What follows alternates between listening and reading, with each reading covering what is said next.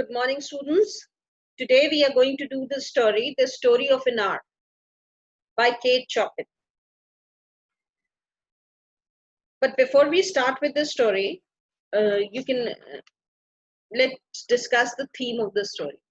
The major themes of this story are self-discovery and identity of a woman. The plot of the story deals with the self-discovery and identity of a woman, that is female self-discovery and identity. The protagonist of the story, that is Mrs. Mallard, she comes to know about the death of her husband, and then uh, she grieves the death of her husband in the beginning, but very soon she is able to overcome that grief, and she realizes her freedom. Right? She becomes awareness of her freedom and how this marriage was like a prison for her. Right? So these are the things which she comes to know about, and then she starts feeling happy about the death of her husband. So this is the major theme of the story, that is self-discovery and identity of a woman. Then the story also talks about the conventions of marriage in those days, right? So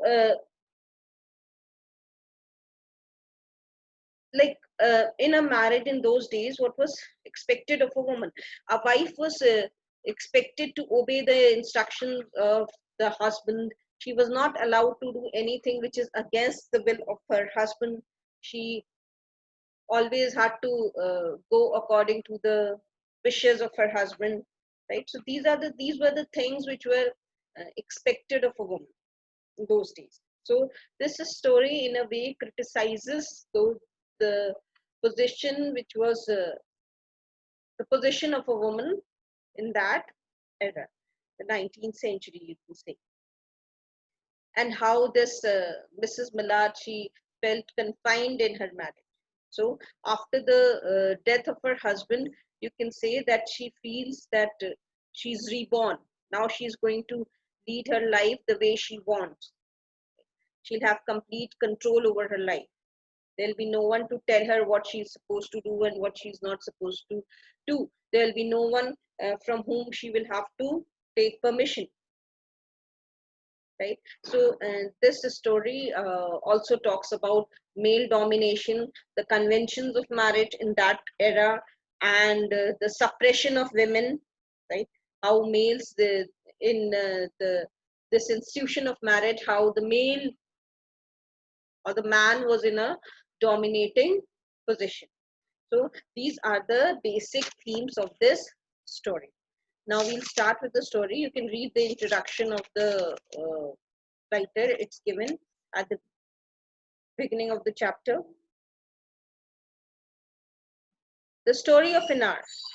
Knowing that Mrs. Mallard was afflicted with with a heart trouble, great care was taken to break to her as gently as possible the news of her husband. So the husband has died, and we come to know about another fact from these lines, and that is that Mrs. Mallard was suffering from, afflicted means suffering from. So Mrs. Mallard was afflicted with a heart trouble. So she had a weak heart. She was suffering from some heart disease. This is one fact.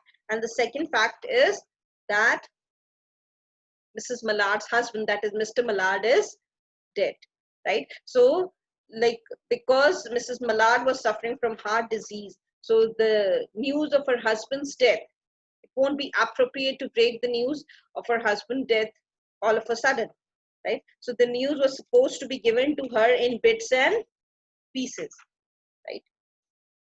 It was her sister, Josephine, who told her in broken sentences. So Mrs. Mallard's sister decided to deliver the news to her, to give the news to her in the form of broken sentences, veiled hints, right? Veiled hints means which is done in an indirect way, right? Not disclosing or not expressing everything clearly in one go. So the news was broken to her in veiled sentences and in veiled hints and in broken sentences, so that she is able to take that news properly. and it doesn't affect her health adversely. Her husband's friend, Richards, was there too, near her. It was he who had been in the newspaper office when intelligence of the railroad disaster was received, with Brentley Millard's name leading the list of him. So there was an accident, railroad accident, and their friend, Mr. Millard's friend, that is Richards, was also present at that time at the newspaper office, and so he came to know that Mr. Millard is dead, right? Came to know that Mr. Millard is dead because he read the list of the people who were killed in that railroad accident, and the name of Mr. Millard topped the list. The name of Mr. Millard was written at the top of the list. He had only taken the name to assure himself of its truth by a second telegram. So, because he couldn't believe it, it was very difficult for him to believe it, and he wanted to be very sure of the news, and so he confirmed the news with a second telegram, and has hastened to forestall any less careful, less tender friend in bearing the sad message. And then what did he do? The moment he was sure, the moment this Richards, right? Richards, who was the friend of Mr. Millard, the moment he came to know that the news is very true, then he very quickly decided, forestall means to stop, right? So he to stop something from happening, right? So what did he do?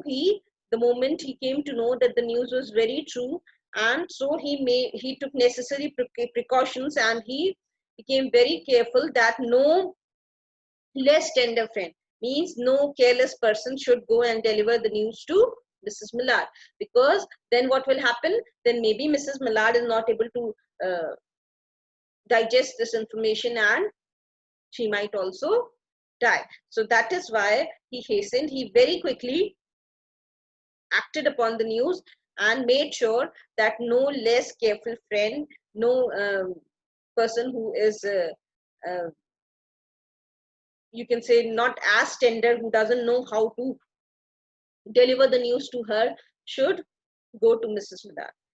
She did not hear the story as many women have heard the same, with a paralyzed inability to accept its significance.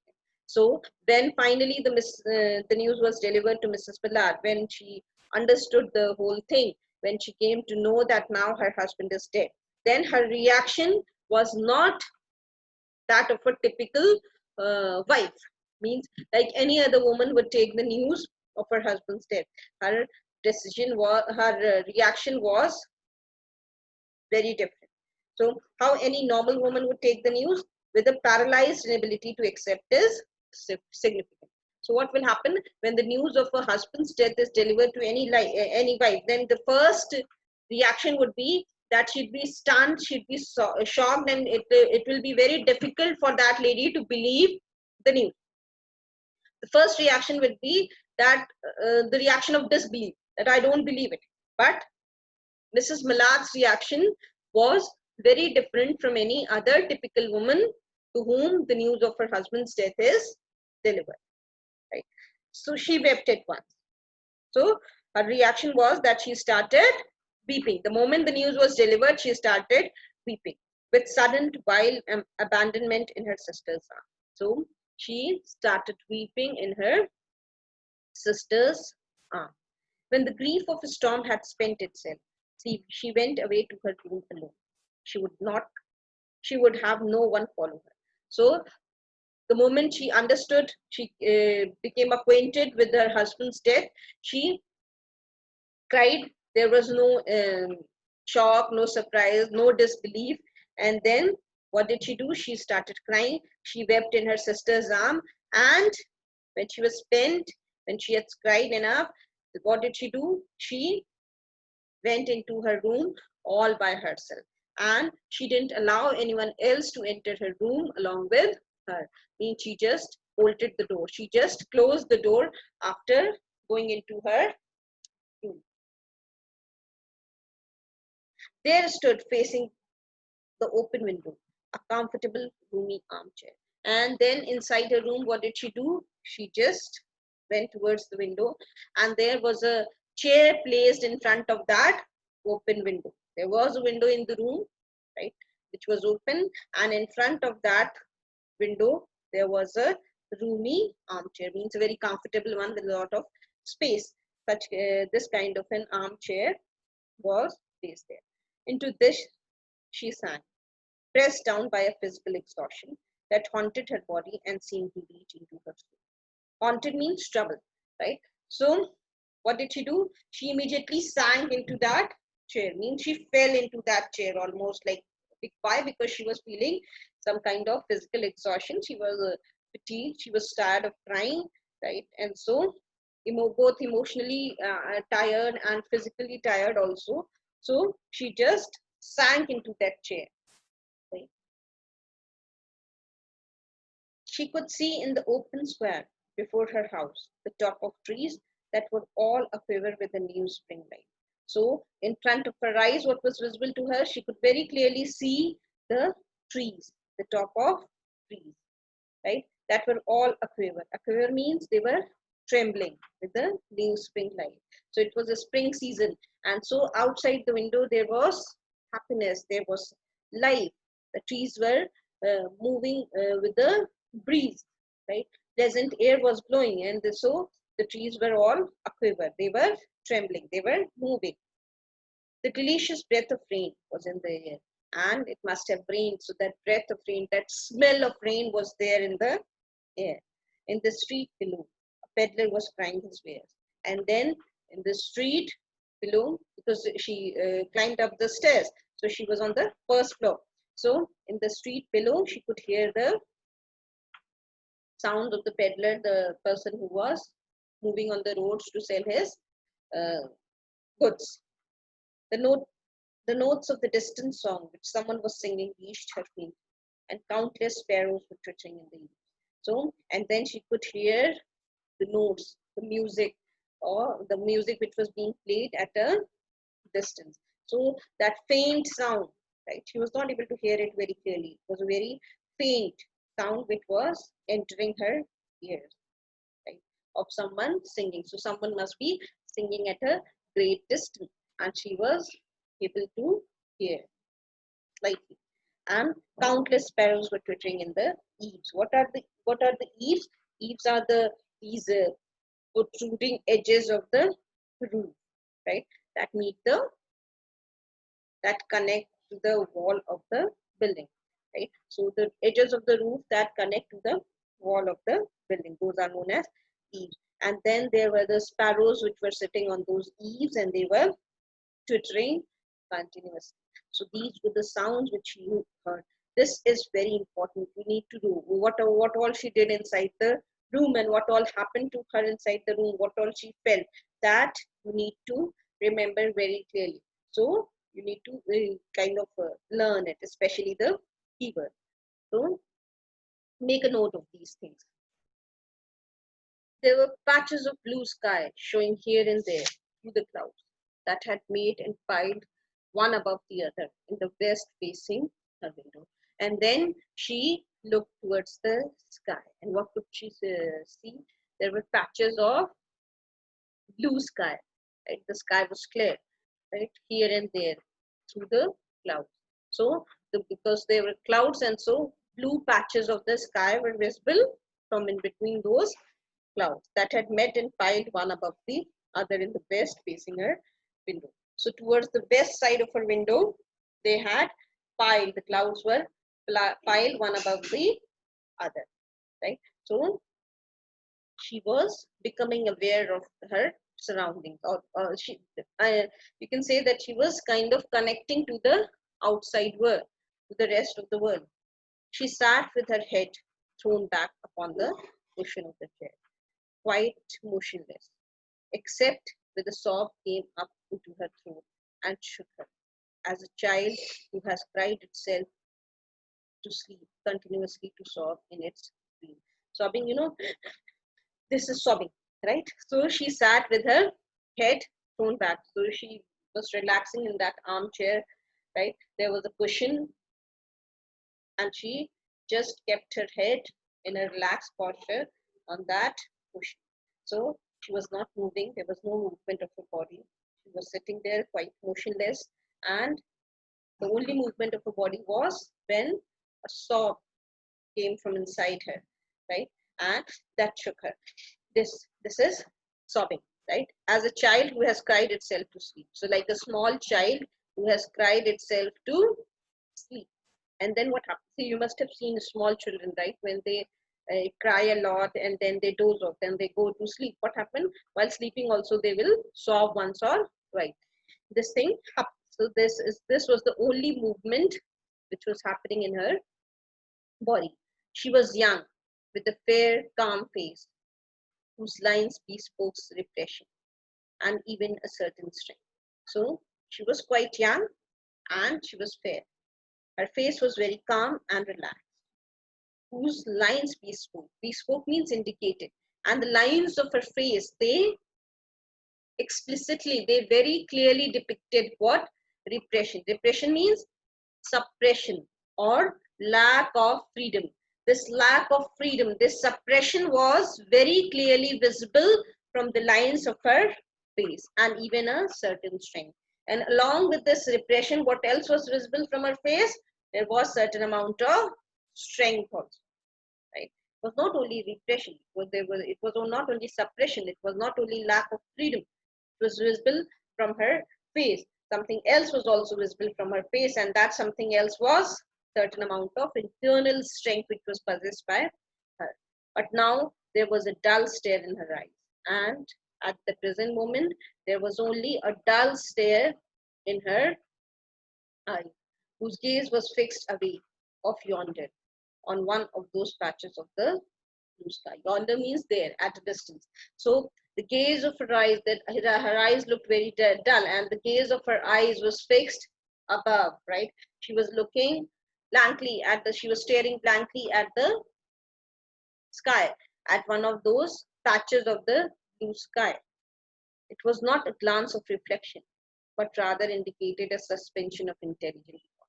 Suspension of intelligent thought means stopping or delaying something, right, for a small period of time. So she was trying to delay some kind of intelligent thought which was trying to enter her mind. So this glance, this stare which was there in her eyes means the way she was looking at the blue sky. That was not just a blank stare, or she was not reflecting upon something. She was not thinking deeply about something. She was not contemplating about something. It was just an indication that she is delaying some thought to enter her mind, some kind of intelligent thought which wants to enter her mind. She was just trying to delay. There was something coming to her. See, it's written. There was something which was trying to come to her, and she was waiting for it fearfully. And she was really scared. She was scared from allowing that thing to enter her. What was it? She did not know. So this thought which was trying to enter her, this was completely oblivious to her. She was not aware of it. She did not know it. She didn't recognize that thought because she must have not felt it in her past life. Till now, this was an entirely new thought which was trying to enter her. It was too subtle and elusive to me. So subtle means very fine, very indistinct. It's so fine that it was not very distinct. You can say that it was a kind of obscure, something which was hidden and elusive. Elusive means which is very hard to understand and which is very hard to define, right? So this thought which was trying to enter her, it was like so difficult to define. It was so difficult to explain it, but she felt it.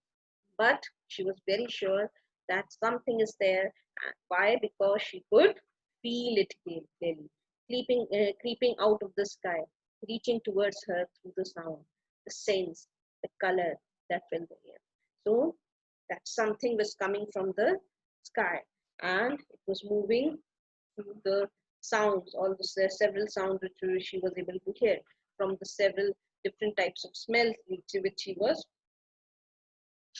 inhaling, and then from the colors, from the different colors of the atmosphere, and that filled the air. So it was moving past all these things. It was moving past the sounds, the scents, and the colors, and then trying to enter. Now her bosom rose and fell tumultuously. So tumultuously means in a very excited manner, in a very loud and excited manner. So her upper part of the body moved and then it fell back in again on the chair. She was beginning to recognize this thing.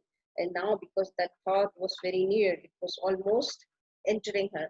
And so she began to understand it, right? This was, she became acquainted with that thought. She recognized that thought, beginning to recognize this thing that was approaching to possess her. Approaching to possess her means approaching to take control over her. And she was striving to beat it back with her will, as powerless as her two white, slender hands would have been. So, and what she was doing, she was struggling to stop that thought from entering her, because now she could understand what is it which is trying to enter her. So she was trying her level best to stop, right, as much as her white, slender hands would have allowed, right, as much as she was able to um, strive, right, to avoid this thought from entering her. When she abandoned herself, a little whispered word escaped her slightly parted lips. And then what did she do? She abandoned herself. Means she finally gave in. She finally surrendered in front of that thought. And that thought came inside her. Means took control over her. Then she whispered. What happened after that? She whispered a few words. Few words they came out of her slightly parted lips. Slightly parted means this severed lips, means when the lips are not touching each other, they are away from each other. So that is slightly parted lips. So few words were uttered by her from her slightly parted lips. She said it over and over under her breath. So under her breath, she repeated those words over and over again. And what were those words which were repeated by her? They were free, free, free. The vacant stare and the look of terror that had followed it went from her eyes. So, after some time, what happened? That blank stare which was there in her eyes, right?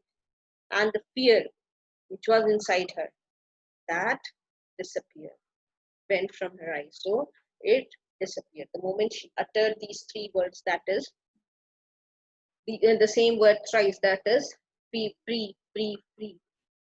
Fear left her, terror left her. They stayed keen and bright. So now there was a transformation inside her. Earlier, her eyes were dull, but now there was they seemed to be keen and bright. Means there was eagerness in her eyes. There was brightness in her eyes. Her eyes were sparkling.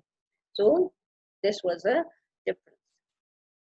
Her pulse beat fast, and the coursing blood warmed and relaxed each of her body.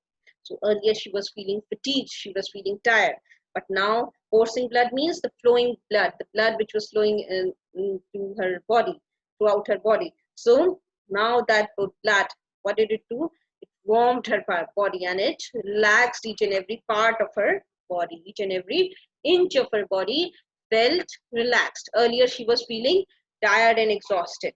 But the moment she realized about her freedom, the moment this thing dawned upon her that now she is free, she started feeling relaxed. There was a certain amount of brightness in her eyes, right? There she was happy about her freedom. So that dullness was gone. Right? That fatigue from her body, that exhaustion from her body was gone. She did not stop to ask if it were or were not a monstrous joy that held. So she didn't even bother. She didn't even ask herself that whether this was a monstrous means some evil or wicked kind of a joy that held her, that had captured her. So she actually was feeling happy, right? And then it was not normal to feel happy about your husband's death, right? So it must be something very evil. It would have be considered as something very evil and very wicked. But that was a reality, that she was actually happy about the death of her husband. So she didn't even stop to ask herself, right, whether it is monstrous, whether it is something which is abnormal, which is evil, which is a sin, to rejoice the death of your husband. A clear and exalted perception enabled her to dismiss the suggestion as trivial. So there was a clear and exalted perception. Clear and exalted perception means that understanding. Perception means you're understanding something, right? Uh, Understanding of something, right? So, or somebody. So exalted means very favorable. This perception, this favorable and this very clear perception, very clear understanding that she was having about herself at the present moment, that that understanding dismissed the thought of uh, rejoicing as evil, as monstrous, as wicked, right? Why? Because that feeling which she was having, that perception, that understanding about herself which she was feeling at that present moment, right, that rejected the thought of it being evil as trivial. Okay, it's useless thing, it's not very important, right? She didn't even bother whether it is, you can say the meaning is that she didn't even bother that whether it is an evil thought or whether it's a monstrous thought, whether it's an abnormal behavior to rejoice your husband's death. She knew that she would weep again when she saw kind, tender hands folded in death. So it means that she was aware of the fact that she will cry once again when her husband's body would reach home and when she would see the corpse of her husband. Obviously, she will cry once again, right? When she'll see the hands of her husband folded, right? The face that had never looked save with love upon her. So the face that had never looked save with love upon her means that Mr. Millard always gave her looks of being in love with her. What does it mean? That this is line is very and gray and fixed and gray ended. So what's the meaning of this line? It means that he looked upon her with love. See, the narrator is not saying that he spoke or treated her with love. The narrator is saying that he looked upon her with love. There is no, uh, there is nothing written about the treatment, right? How the husband treated her, right? She always looked upon her. Like he always looked upon her in a very loving manner. So simply, he simply looked upon her with love. It shows a kind of objectification of woman, you can say, right? You normally look with love at something which is like which belongs to you, right? So this is highlighted here. That is the objectification of women, right? In that era, wife was considered as the property of her husband, right? Was the, you can say, the husband's property, right? Wife always belonged to husband. She was not about she was not allowed to do anything according to her own will, right? She was supposed to take the husband's permission, whatever she wanted, right? And no freedom to go against the will of the husband. That was how the institution of marriage worked in those days.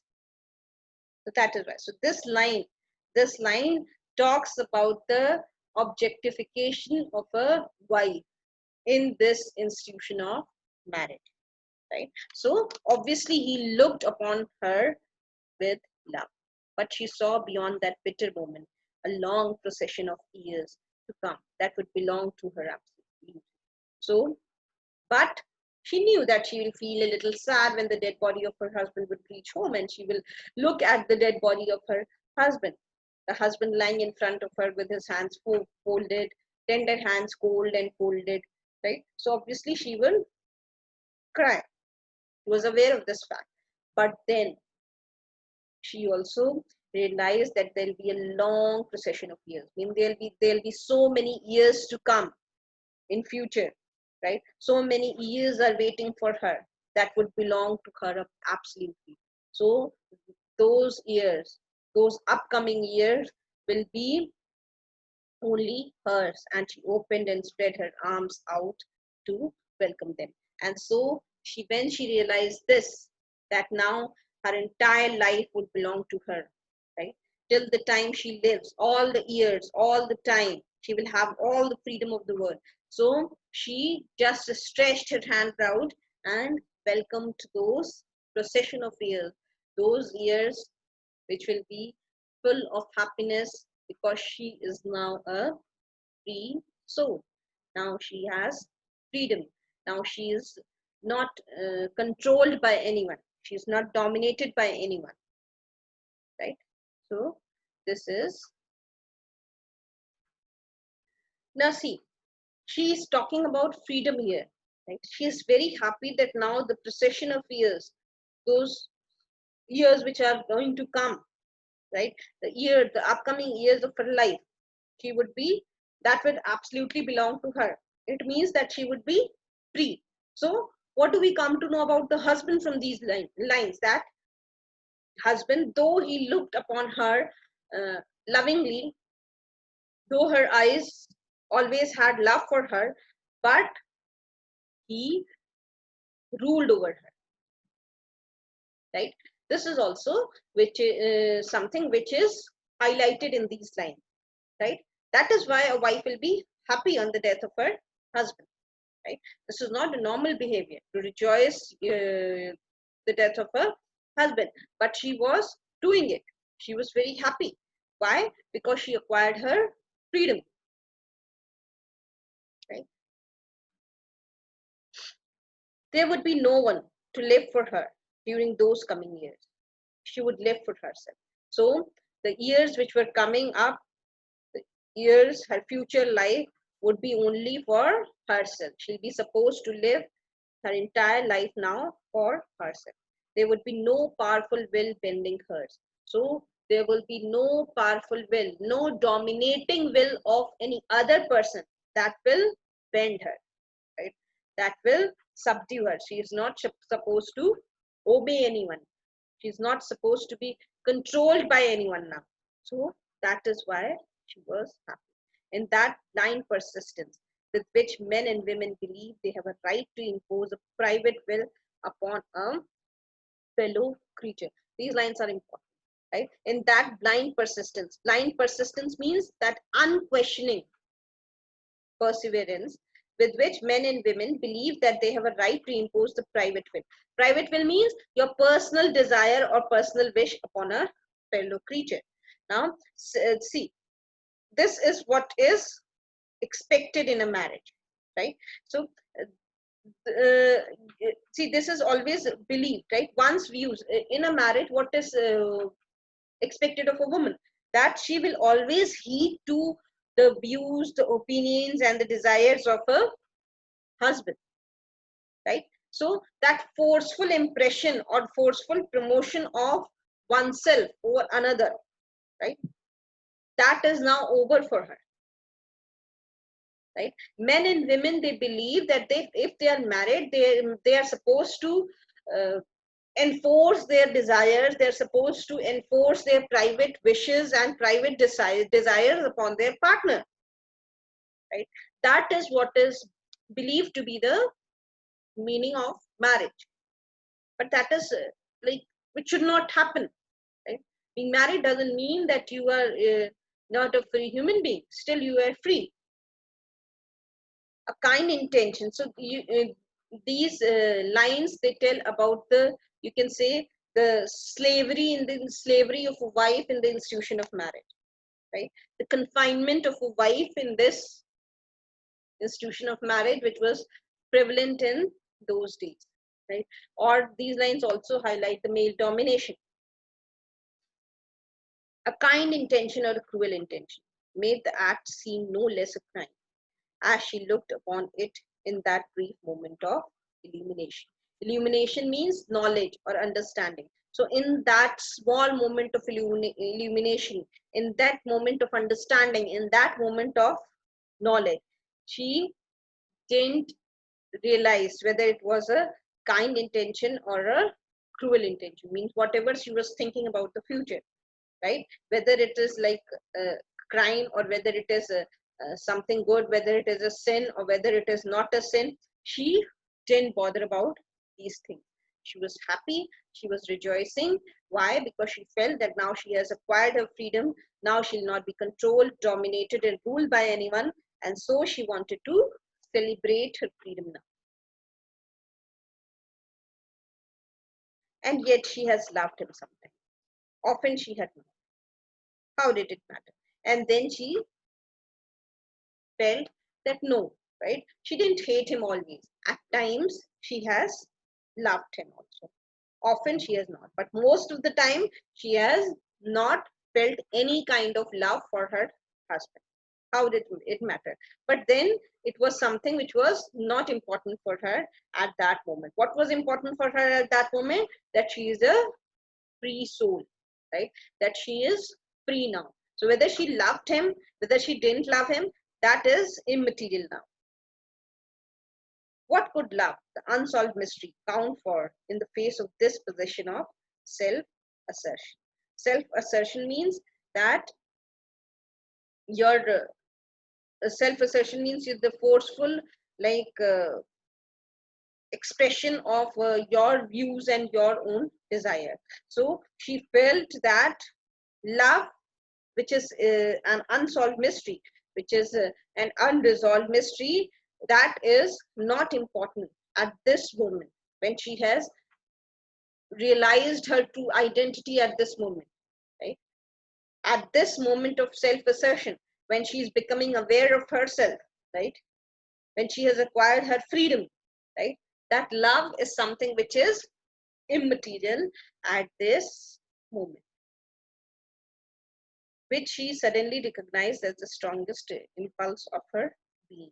Strongest impulse of her being means the most powerful force of her being, the most powerful force of her individuality, right? This is what she felt at that moment. Means her freedom, her newly acquired freedom. That was something which was most important to her at that moment. Free, body and soul free, she kept whispering. So she kept on speaking it over and over again, that now her body is also free and her soul is also free, free, free. So she kept on whispering. Josephine was kneeling before the closed door with her lips to the key, imploring for admission. So what was Josephine doing? The sister. She must be worried as a sister that what maybe she they are worried that she whether she's okay about her well-being, because as it is, she's a heart patient, right? So they were worried that she doesn't uh, do any harm to herself, right? So what was the sister doing? The sister was kneeling in front of that closed door and was looking through that keyhole, imploring for admission. Imploring means to desperately ask for something, to beg for something. So the sister was outside the room and she was just begging for admission, requesting Mrs. Mallard to allow her to enter the room. Please open the door. I beg, open the door. You will make yourself ill. What are you doing, Lisa? Open, for heaven's sake, open the door. So she was begging, she was requesting, please open the door, please open the door. Now, there is one point which you need to notice. Now, the author has given the name of Mrs. Mallard. Till now, the author referred to Mrs. Mallard as Mrs. Mallard. The name is given in this paragraph, right? Why? Because now she is an independent woman, right? Earlier, she didn't have her uh, individual identity, right? Earlier, her identity was from her husband. She was just the wife of something. But now because she has acquired her freedom, now she's a free soul. Now she's a free being, a free human being, right? an independent human being. So that is why the writer has used her name in these lines. Go away, I'm not making myself ill. No, she was drinking in the very elixir of life through that open window. So she said that you go away, right? I'm not making myself sick, right? This was the reply which was given by Mrs. Milner, right? She said that you go away, I'm fine, I'm okay, you need not worry about. Why? And obviously she was fine because she was drinking that magical liquid, right? From that open window. All these thoughts and feelings were coming to her from that open window, right? So she was celebrating life. She was making herself healthy. Elixir means, it means like potion, that concoction which she was drinking, that magical liquid which she was absorbing from that open window. Her fancy was running riot along those days ahead of her. So she started planning for her future. Her fancy means her imagination was running riot. Running riot means running wildly, right? Running freely. Why? Because she was thinking about all those days which will which she will spend alone without her husband's interference. Spring days and summer days and all sorts of days. That would be her own. So all those days, now all those days of the year, the spring days, the summer days, the winter days, they all will belong to her. She breathed the quick prayer that life might be long. And so, because she was feeling so happy, she was so happy about her freedom that she wished, she prayed to God. Now she desired to have a long life. It was only yesterday that she had thought with a shudder that life might be long. And it was only yesterday when her husband was alive that she had thought with a shudder. Shudder means tremble, when you tremble because of fear, right? So it was only yesterday, a day before, what she had thought that her life may be long. So that gave her a shudder, right? She started trembling a day before when the same thought of long life occurred to her. She started trembling with fear. So this means that a day before she wanted her life to be short. She didn't want her life to be long a day before. But now when her husband is dead, she wants her life to be a long one. She's praying for her long life, right? So which irony is used in this story, right? Till now, can anyone tell me this entire story, the irony which is continuing throughout the story till this place? It is a situational irony, right? The situational irony runs through the entire story. Now, what is a situational irony? Situational irony is that when something which is expected, it doesn't happen, right? Or the opposite of what is expected happen.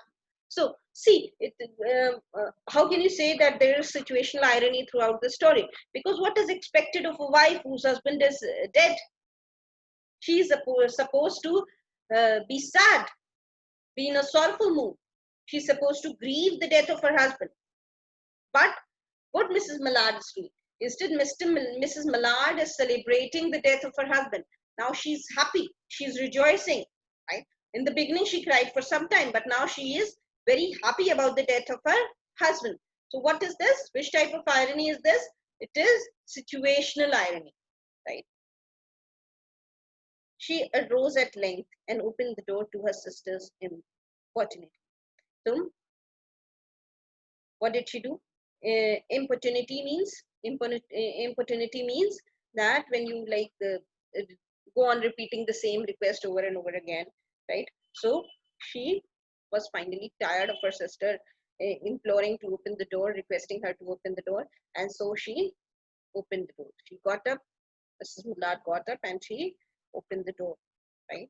Because her sister was going on requesting her again and again. There was a feverish triumph in her eyes. Feverish triumph means full of energy and full of excitement. So there was that excited victory was a lot of energy. Her eyes were full of a lot of energy, right? And a lot of excitement. and there was a triumphant kind of feeling. Means she was feeling victorious, and she carried herself unwittingly like the goddess of victory. And she was unwittingly means with unintentionally, right? She was not doing this very cautiously, right? And she was like, you can say, not very much aware of it, right? What she is doing. Why? Because she was so much happy from inside that it was clearly visible from her eyes and from her face, from her body language, her happiness, her victory, her triumph, her freedom, all these things were clearly visible. So she was not trying to do it. She was not trying to display this kind of a thing. It was coming automatically. So she was unintentionally looking like the goddess of victory. She clasped her sister's waist, and together they descended the stairs. So, clasping means when you hold something very tightly. So, she just held the waist of her sister tightly, and both of them started coming down the stairs. Richards stood waiting for them at the bottom. And who was standing there? Richards, you know, remember Mr. Millard's friend? He was there waiting for them downstairs. Someone was opening the front door, and what happened at that moment? They heard somebody opening the front door with a latch key. Latch key is the key of the outer door of the house. That is the latch key. So they heard someone opening the door with the latch key. It was Bentley Millard who entered. And then who came in? Mr. Millard came in. Mr. Bentley Millard came in, who entered. A little travel stained. Travel stained means tired, fatigued because of traveling. Compositely carrying the grip sack and umbrella. And what was he carrying? He was very calmly, very in a very relaxed manner, without showing any emotion on her face. He entered the house carrying a grip sack. Grip sack means a travel bag and an umbrella along with him, right? So he carried all these things with him. He had been far from the scene of the accident, and he didn't have any idea about the accident, about that railroad accident, because he was very far away from that scene of the accident, and did not even know there had been one. So he was completely unaware of that accident. And if he was unaware of the accident, then he must be unaware of what all happened inside his house, right? He stood amazed as Josephine's piercing cry. So, moment he entered his house, Josephine cried, right? She shouted. So he was also shocked, right? Because he was like unaware of what all was going inside his house. So he was also shocked why Josephine started crying or screaming on looking at him. At Richard's quick motion to screen him from the view of his wife. And what did Richard do? Josephine, she screamed, and Richard tried to block the sight, right? Block the vision of Mrs. Millard. Means he didn't want Mrs. Millard to look at Mr. Millard, right? To see Mr. Millard all of a sudden, because you remember that she was a heart patient. So he tried to screen him. He tried to shield him, right? So that Mrs. Millard is not able to see. But Richards was too late. But he was too late. What does it mean? That Mrs. Millard saw her husband. So, and when the doctors came, they said that she had died of a heart disease of joy that kills. So, then she saw her husband, she died. And the doctors came, and did the doctors say? The doctors said that she died because of a disease. They died of her heart disease, because as it is, she was suffering from heart disease, and extreme joy was the reason of her death. This was told by the doctor. As per the doctor's opinion, she died because she couldn't take in that extreme joy of her husband being alive. But that was not the reality. This was something which was believed by Mr. Millard. This was something which was believed by Richards, Mr. Millard, Josephine, and the doctor. All of them believed that The reason of Mrs. Mallard's death was extreme joy that kills. But the readers, they know the reality. What is the reality? That she died because the moment she saw her husband alive, the moment she saw her husband in front of her, hale and hearty, her freedom died. And she couldn't take in the death of her freedom. She realized that now she will again have to live her life the way she has lived till now. What all plans and thoughts which came to her a while ago, an hour ago, right? What all things which she thought in the past 1 hour about her future, they were all her future dreams and plans, they were shattered. That was the reason of her death, right? She couldn't absorb that thing easily. She couldn't take in that thing very easily. So again, one irony is used here also, and it is dramatic irony, right? What is dramatic irony? Dramatic irony is when the audience is aware of something, but the characters are not. So here, the audience is aware of the reason of the death of Mrs. Mallard. What was the reason of the death of Mrs. Mallard? The reason was that her dreams were shattered. She lost her freedom because her husband coming home alive means that her freedom is gone. Now she'll again have to face the domination of her husband. She again will have to tolerate the domination of her husband. So the audience are aware of the real reason of Mrs. Mallard's death. But the doctors, Mr. Mallard, Richards, and Josephine, all these people, they believe that Mrs. Mallard died because of extreme joy on seeing her husband. So this is the dramatic irony in this line of joy that kills. Right? This is an ironical line, and there is dramatic irony. Right? So that's it for today. I hope you have understood the story. Thank you.